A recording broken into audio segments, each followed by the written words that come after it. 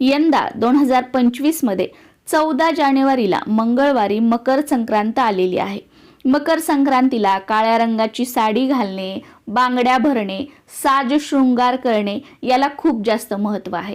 त्यातली त्यात संक्रांतीला बांगड्या भरण्याचे काही नियम सांगितले जातात। ते म्हणजे असे की संक्रांतीसाठी बांगड्या भरताना एका हातामध्ये एक अधिकची बांगडी घालावी, म्हणजे एक जास्तीची बांगडी घालावी।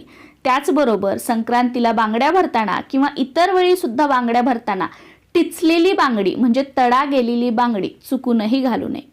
संक्रांती निमित्ताने स्पेशल तुम्ही बांगड्या भरणार असाल तर प्लास्टिकच्या बांगड्या घेऊही नका आणि त्या घालू सुद्धा नका। भले 2-2 बांगड्या घाला, पण त्या काचेच्या बांगड्या घाला आणि त्यातली त्यात हिरव्या रंगाच्या बांगड्या घातल्या तर अतिशय उत्तम।